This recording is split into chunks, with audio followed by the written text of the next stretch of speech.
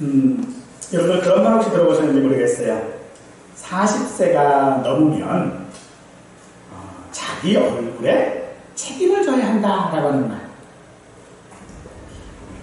40세가 넘으면 젊어 보이도록 성형수술을 하거나 혹은 화장을 넘어서 변장을 하고 혹은 가발을 쓰고 하라는 말이 아니지요.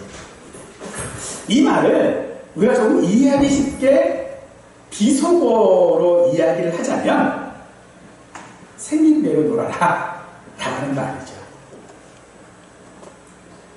이것은 즉 40세가 넘으면 지금까지 살아온 결과가 그 얼굴에 나타난다 라는 그런 말입니다. 우리는 성도입니다. 그래서 성도답게 우리가 살아야 한다라고 했을 때에 지금 내 삶의 모든 상황들, 지금 내가 겪고 있는 모든 상황은 사실 내가 성도답게 살아온 결과라고는 말할 수 있습니다. 그런데 그 결과가 지금 어떤 결과인가라고 보니 우리는 세상에 비웃음과 손가락질을 피할 수 없는 그런 상황 가운데 있습니다. 그러면서도 우리에게 희망이 있다면 조금만 희생하고 참고 견디면 좋은 날이 있을 것이니 조금만 참자 라고 하는 것이 지금 우리의 믿음입니다.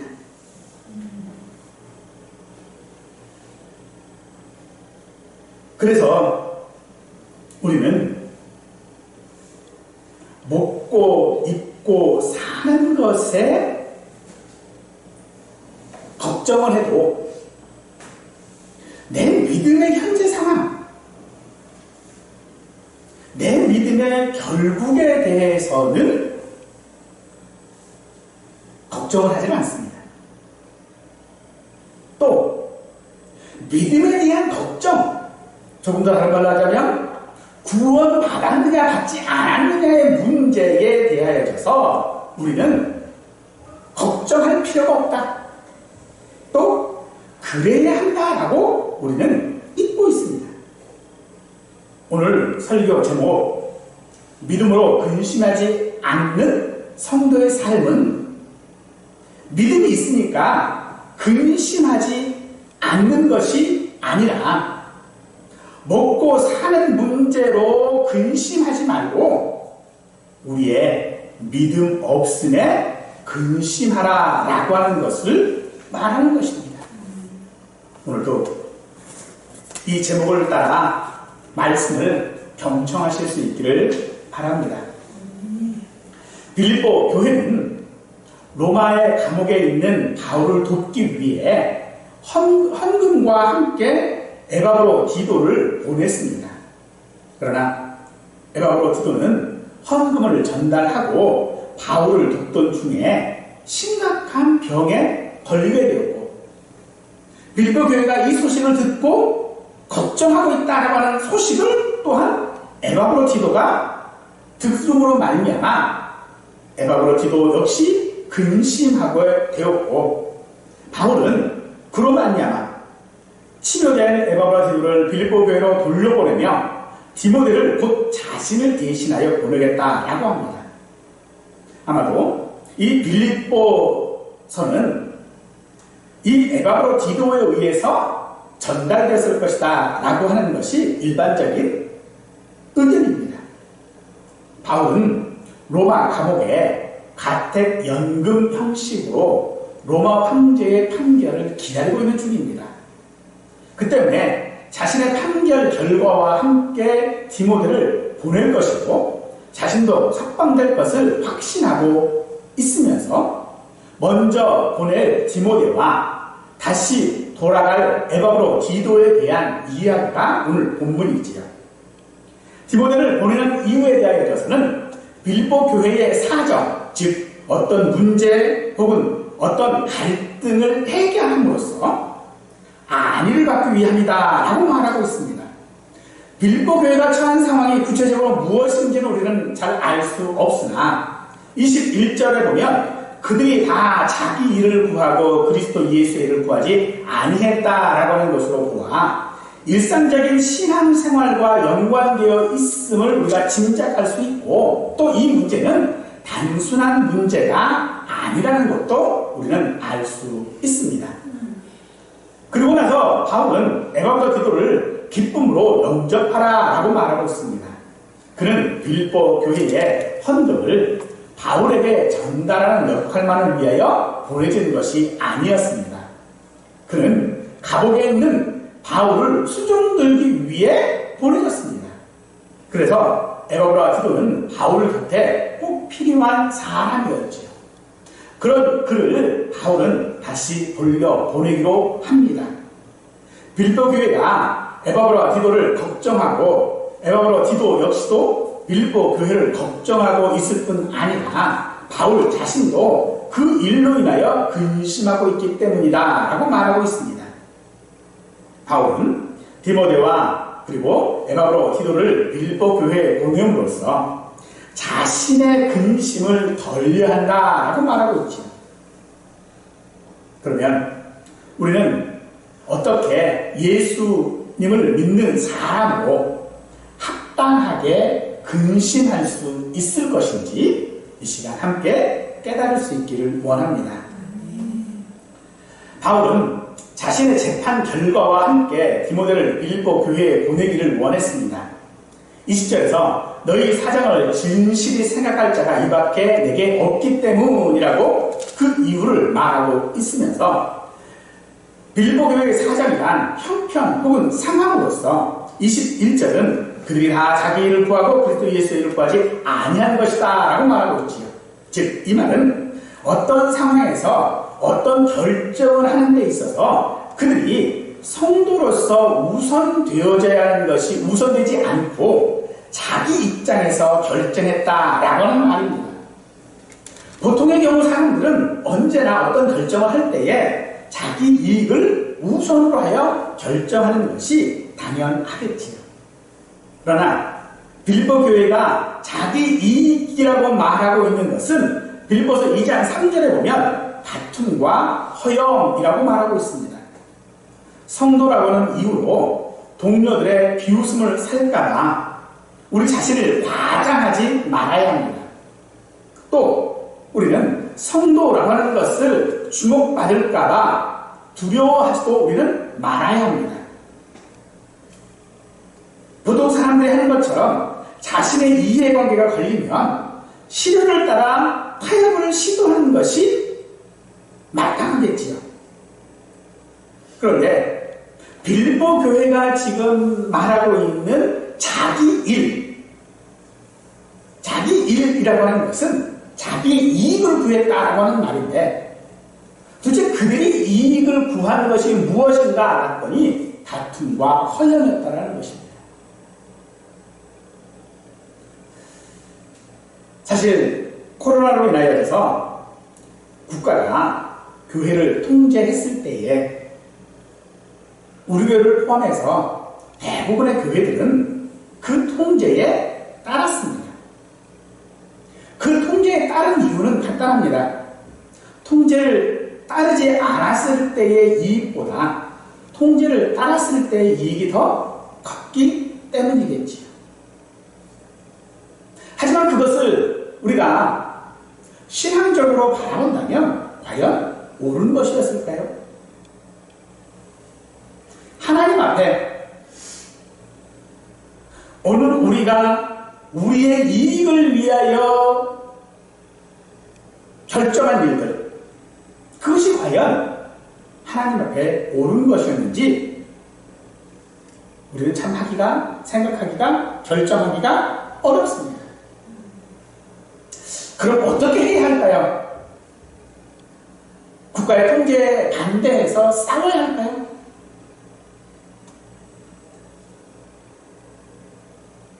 사실 이 문제들은 누구 하나 단번에 결정하기가 어려운 그런 문제들입니다.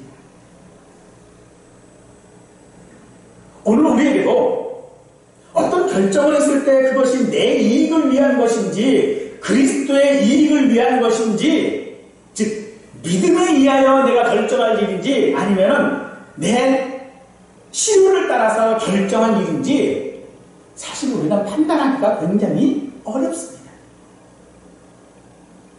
바로 그런 상황들을 해결할 수 있는 적임의 사람이 디모데라고 바울은 판단했던 것입니다. 또한 바울이 디모데를 그들에게 보낸 것에 대하여져서 디모데의 연단을 빌립보 교회 성도들이 알고 있다라고 말하고 있는데, 디모데는 복음을 위하여 자기와 같이 수고했기 때문이라고 말합니다. 디모데가 어떤 연단을 받았는지 우리는 본문을 통해서는 알 수 없습니다. 그러나 분명한 것이 있지요.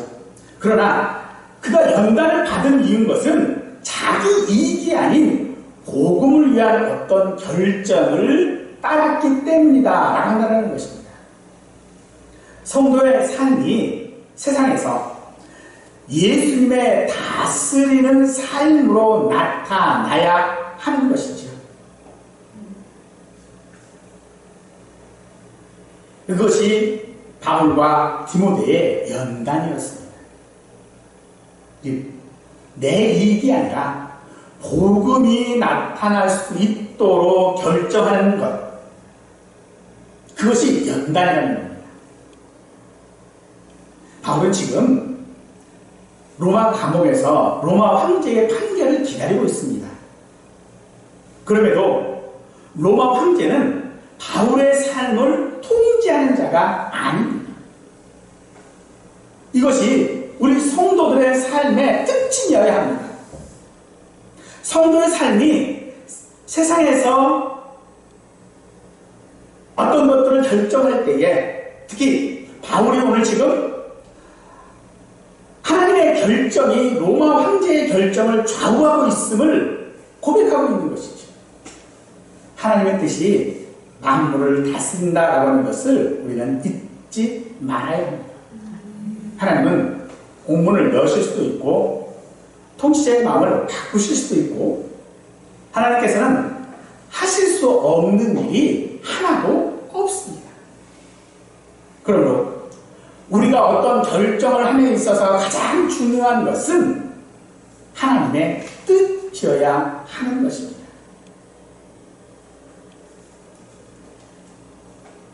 그러나 그 하나님의 뜻을 쫓아 살아가는 것을 우리는 믿음이라고 말하고 있는데,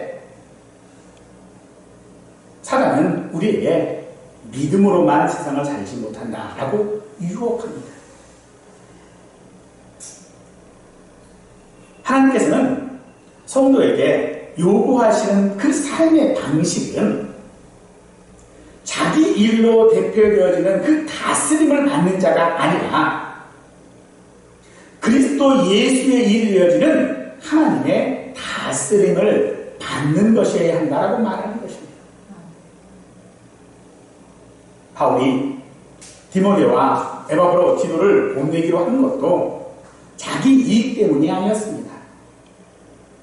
그의 삶은 자기 믿음, 즉 성도라고 하는 사실과 분리되어 있지 않기 때문에 디도와 에바브로 디도를 보내기로 결정할 수 있었던 것입니다.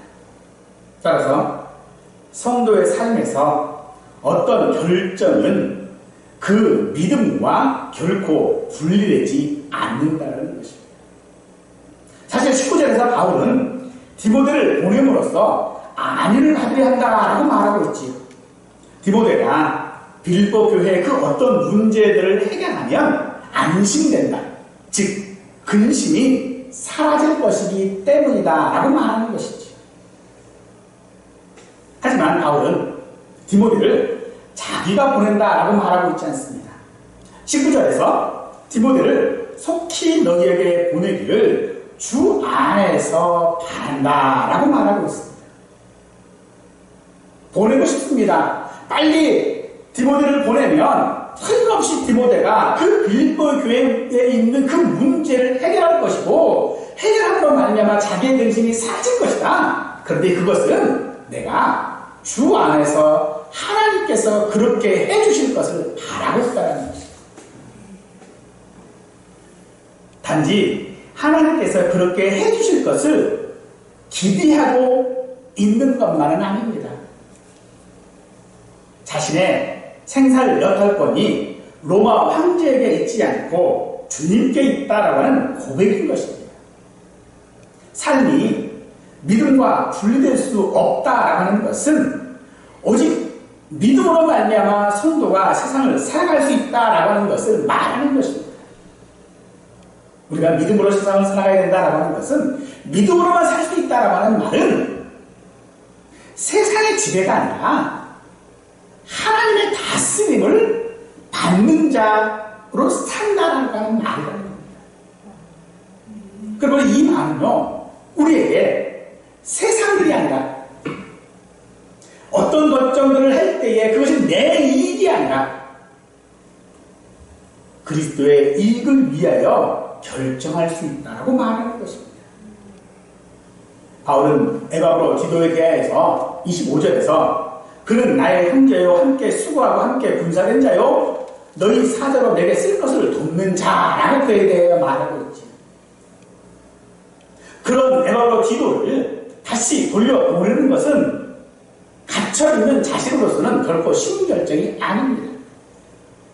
그런데 자신의 모든 상황들, 이것이 로마 황제나 혹은 에바브로 디도에게 달려있는 것이 아니라 하나님께 있음을 고백하는 것입니다. 사랑하는 성도 여러분, 오늘 우리의 생살 여탈권은 하나님께 있음을 믿으시기 바랍니다. 그러니 내가 이 땅에서 내 이익을 위하여 어떤 결정을 한들 그것이 하나님의 뜻을 바꿀 수 없는 것입니다. 사실 우리가 근심하는 이유가 뭡니까? 우리가 믿음으로 세상을 살지 못하는 이유는 간단하지요. 손해볼까 봐. 내가 이렇게 결정함으로 손해볼까 봐. 내가 저렇게 결정함으로 억울한 일 당할까 봐.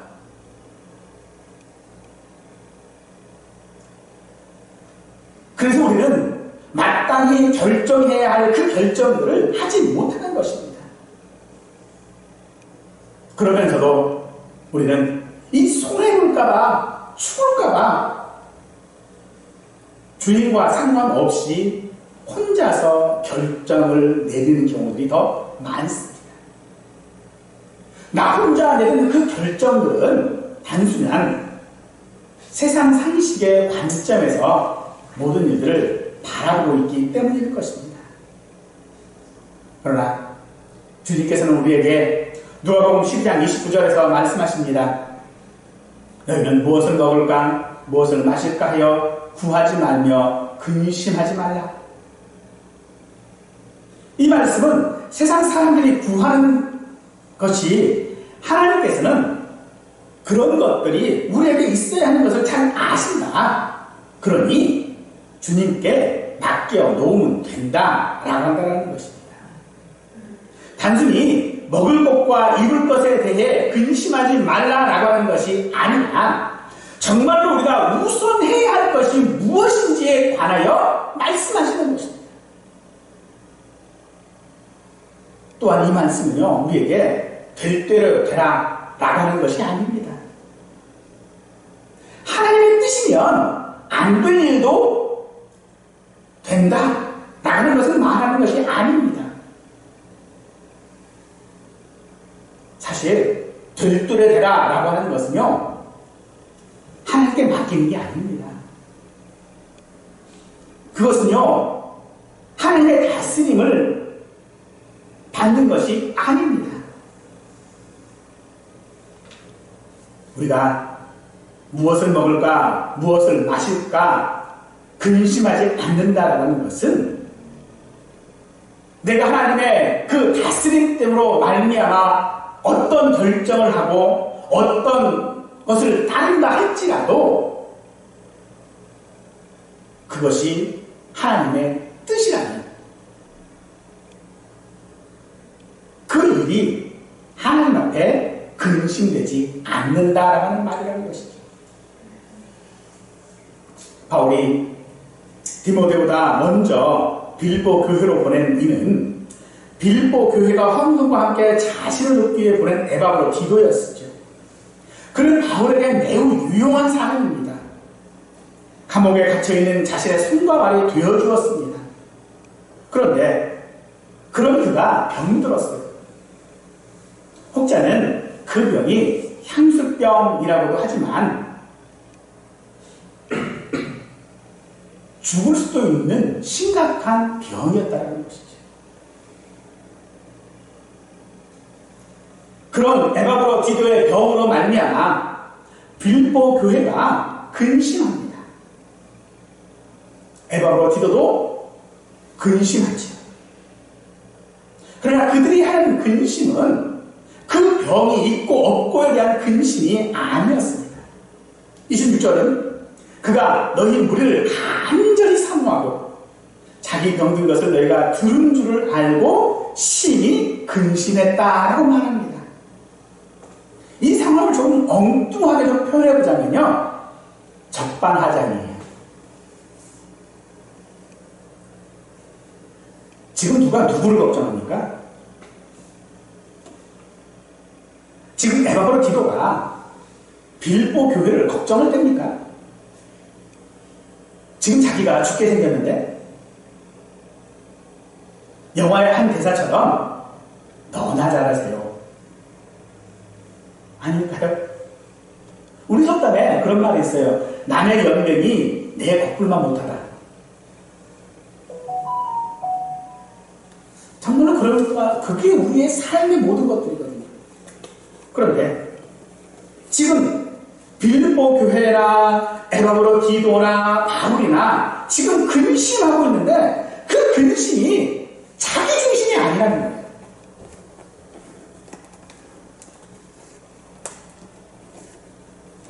에바브로 디도는 죽을 수 있는 상황에서도 자기 목숨을 돌보지 아니했습니다.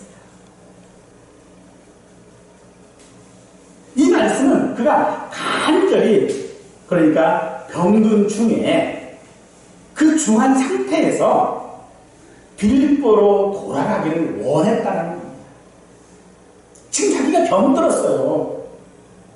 언제 죽을지 모르겠어요. 죽을 중병이에요. 근데 그 몸을 하고 자기를 걱정하고 있을 그 빌립보 교회에 가겠다는 겁니다.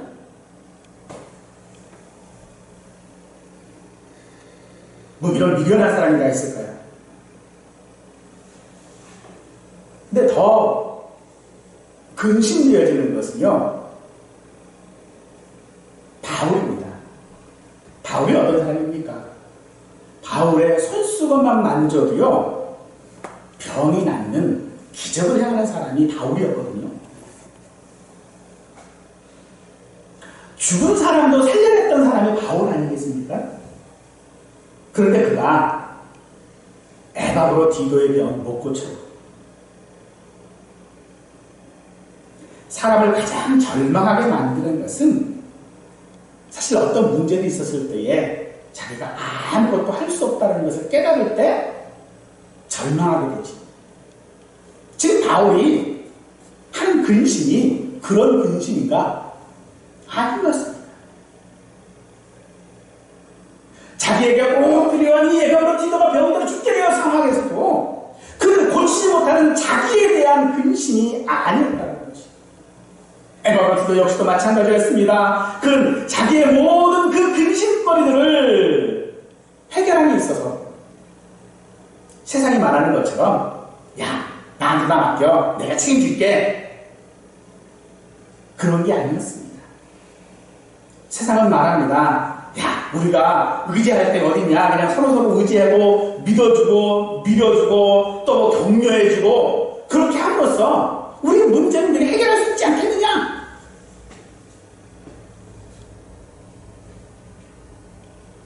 에바브로 디도의 근심은 그런 것이 아니라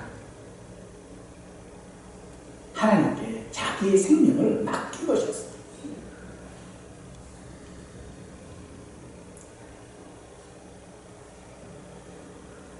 에바로 디도를 하나님께서 긍휼히 여겨주셔서 치료되게 하셨습니다. 그 결과를 바울은 하나님께서 에바브로 디도뿐만 아니라 자기도 긍휼히 여기셔서 근심을 면하게 했다라고 말씀하고 있죠.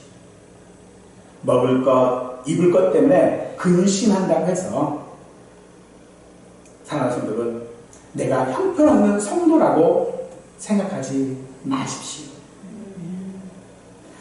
그런 근심을 하지 않는다고 해서 우리가 온전한 성도가 되는 것도 아닙니다. 예수님을 믿는다라는 것은요,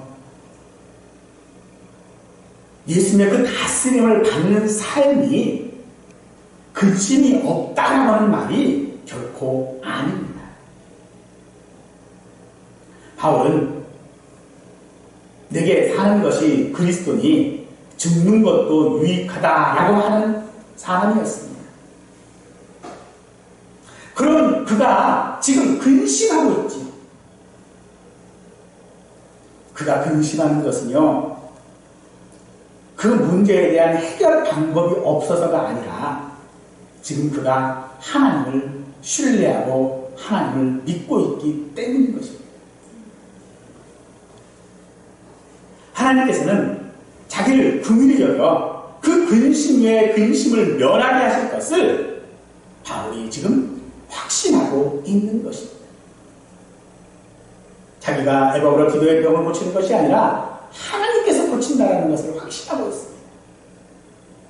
디모데를 보내서 빌립보 교회의 문제를 해결하고로 말미암아 안위를 받고자 하는 것이 아니라 하나님께서 그렇게 하심으로 말미암아 자기를 안위하게 하시겠다라고 하는 것을 그가 확신하고 있는 것입니다.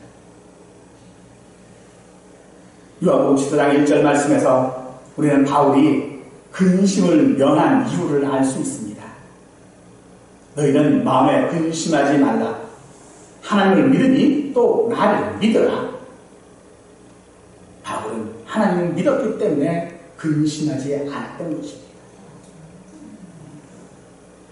근심하지 말라는 말씀으로 성도가 근심하는 것을 이상한 일처럼 생각하지 마십시오. 오히려 반대로 우리가 근심하지 않는다면요, 우리의 삶은 부자연스러운 거예요. 우리의 믿음은요, 좀 이상한 믿음이 되어지는 거예요.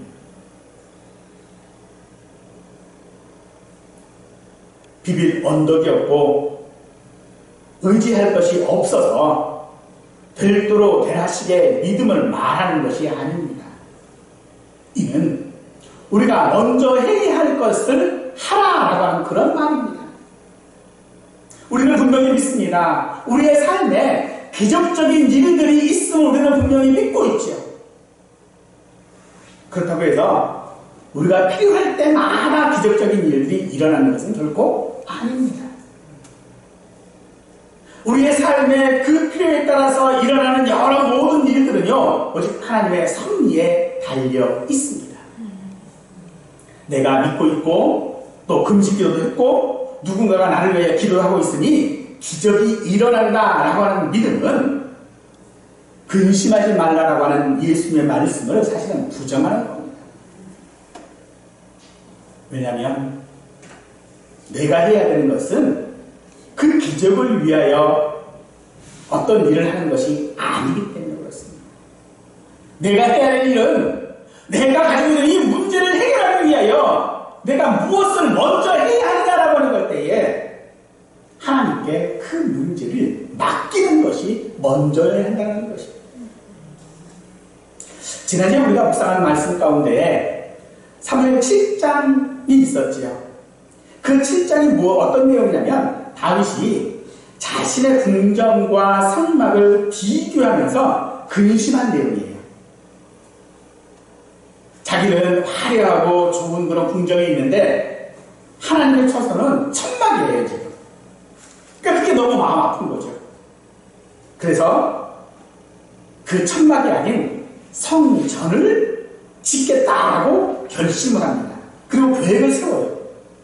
그리고 그 말을 선지자 나단에게 하니까 나단이 다윗 생각에 동의합니다. 그리고 격려해줘요. 잘했다. 잘 결정했다. 정말로 잘한 일이다. 그런데 하나님께서는요, 그런 다윗의 결정을 거절하십니다.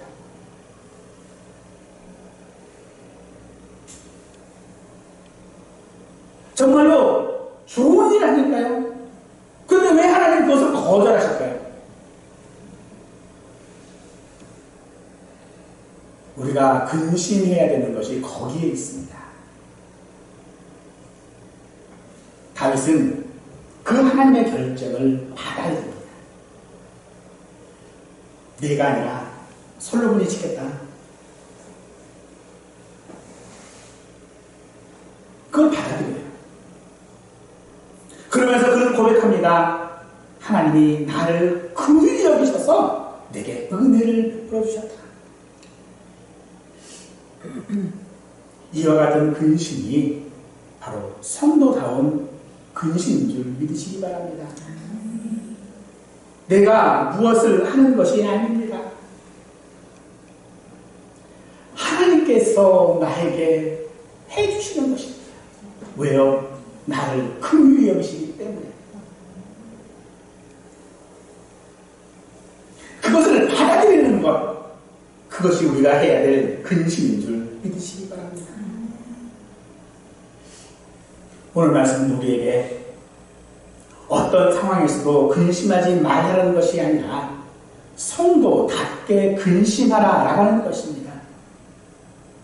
바울처럼 자기를 희생하고 죽을 각오로 세상과 싸우면 모든 근심 걱정이 사라지고 내가 원하는 기적적인 일들이 일어나고 하는 것이 아니라 성도답게 살았기 때문에 당하는 모든 일들이 생기는 것이고 손해보고 죽을 수 있는 그런 결정할 수 있는 것은 하나님께서 나를 긍휼히 여기시기 때문에 가능하다고 하는 것이 오늘 우리의 근심이어야 합니다. 그런 성도의 근심은 그의 삶의 안위와 기쁨을 가져옴을 믿으시기 바랍니다. 바울은 이 사실을 확신하고 있을 뿐 아니라 우리도 그런 일에 동역자가 되기를 원합니다. 사랑하는 성도 여러분,